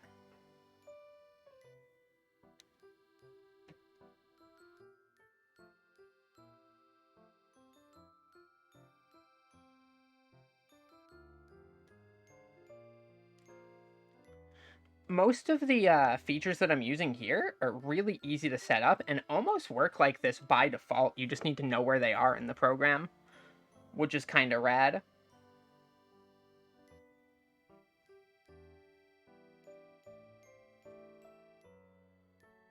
Okay.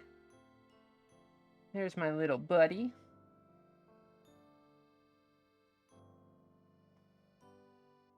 And so I'll show off another little feature here just because it'll be really helpful for what I'm trying to do here. So I'll make a new layer here and make a new 3D layer. And you can see now that there's like this floor here. It goes on sale all the time. Also, thank you so much for the raid, Orvar. Hi. Though, you unfortunately caught me, like, almost at the end. There's only, like, 5 minutes left in the stream, probably. I'm just jotting in a super rough for a background here. And then I'll probably call it for the night. So yeah, that 3D layer that I just put in lets me, with a single click, throw up a perspective ruler off of the 3D grid that I just laid out. So now you can see it there.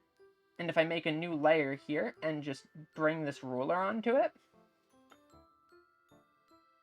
Now, like, say I wanted to put in, like, a rug or something. I can just have that snap right to the ruler.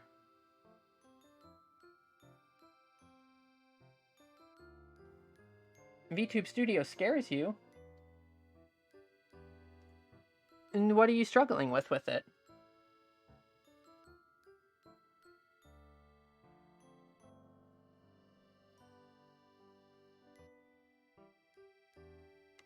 Yeah, this stream is going pretty well. Some decent progress on the animation here. Once I finish jotting in the little background rough here, I'll quickly preview the animation. And yeah, Orvar, what were you streaming?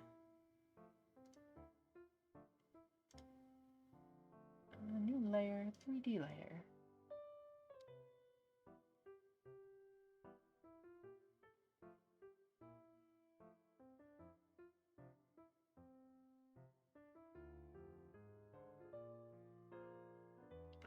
Oh, Halo.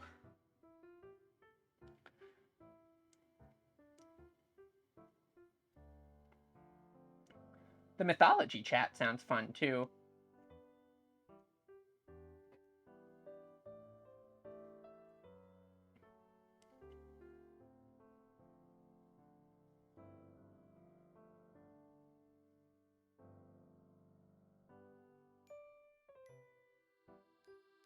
So yeah, like, now that I have this perspective grid here, though I think I misaligned the floor.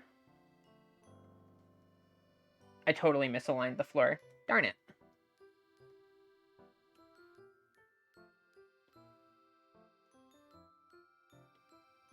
And one more time. Third tries the charm here.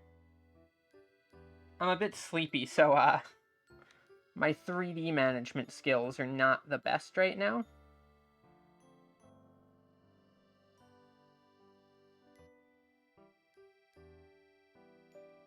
Alright, let's try that one.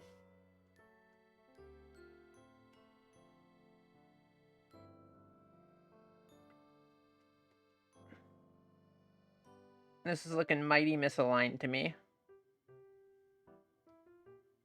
Yeah, too much. I'll just wing it for now and I'll fix it with a perspective grid later. Like, for the thing that I made before, this was done using a, like, properly placed perspective grid to make sure all of the bookshelves were laid out. I actually have a time-lapse of this one.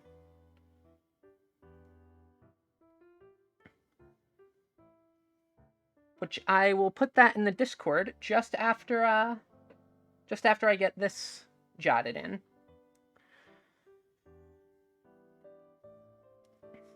Because I wasn't going to at first on this, but I think what I want to do is I want to put, like, a proper background in here.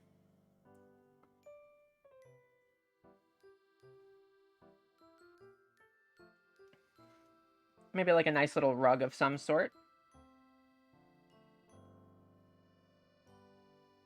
And then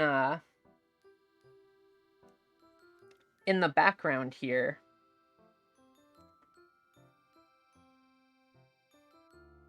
maybe something to add a little bit of visual flair. Quite literally, in fact.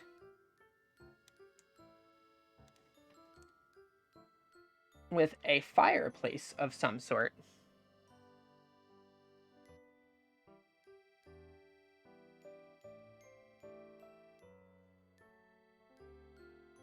And then I can just animate the flames in here.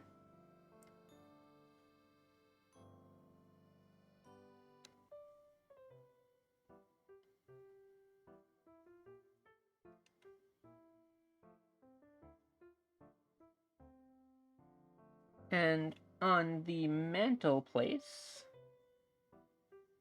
what I want to do...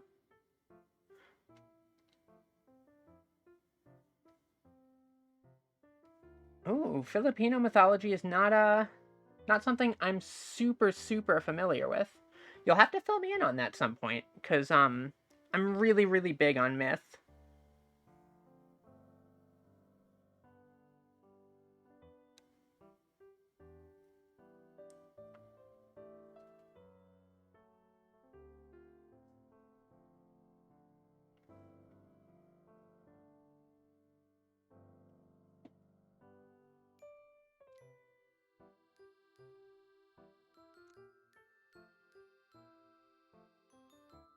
It can be.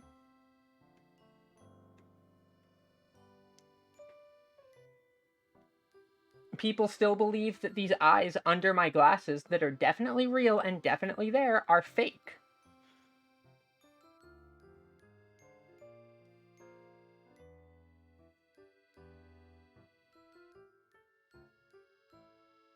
And for the record, my eyes under the glasses are definitely real and really do exist. Just saying.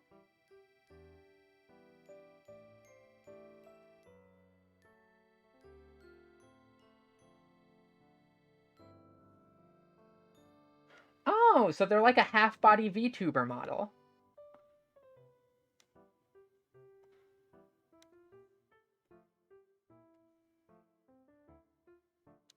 With some slight creative difference, I suppose.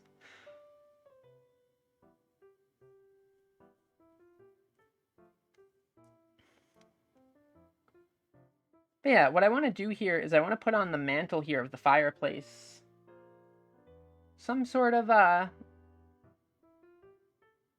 little like image ticker for fan art that I've received.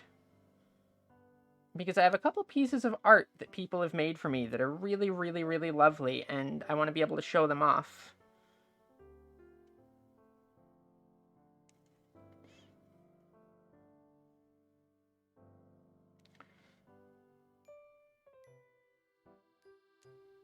For now, though, I think I will probably wrap up the stream pretty much on schedule here and start looking to see who is live for me to send all of you lovely people somebody else's way. So give me just a moment while I check here. Who?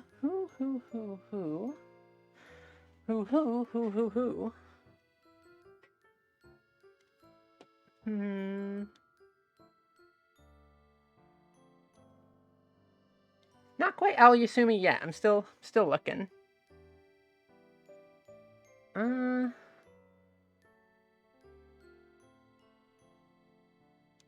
Lilin is live and doesn't have too many people.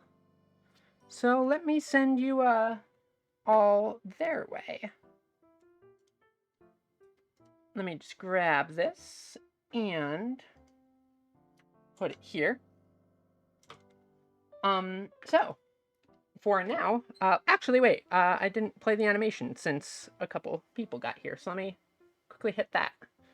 Because here's where we sort of got to tonight. Once the background is in, there will just be the animation elements on the fire and maybe a little bit of motion on Oliver down there, who is drinking my smart owl juice. Oliver. And, yeah, this will look great once it's done. But I'll save that for next time. Tomorrow, I will be doing an art lesson stream with Noctua Early. We will be starting a little bit later in the evening. And from there, on Sunday, I will be doing a special stream where I will be starting early in the day, probably either around noon or 1 Eastern time. And just going until it's done with a tribute piece to Kiryu Koko to, you know, do something special for the fact that she's graduating, because she's just such a huge member of the community who has done so much, and without her having sort of dragged me into the VTuber rabbit hole, there's so many wonderful people that I would not have met, and so many really cool things that I would not have learned. And I don't think I'd honestly be here right now on this path if not for her influence. So I want to do something special for that. But for now, until next time, I bid you all hootaloo. And let me prep that raid up. What should we do for a raid message?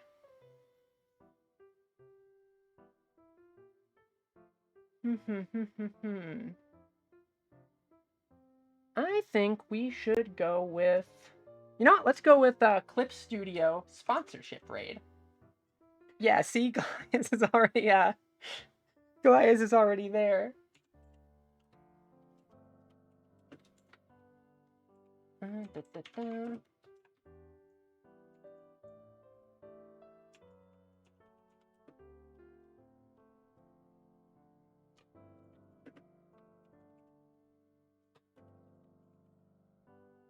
Yep, there's the raid message. So everybody get that copied down, and once you're all ready, I will send you over in that direction.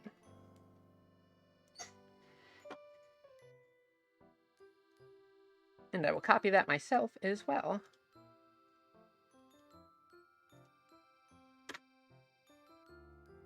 All right, here we go.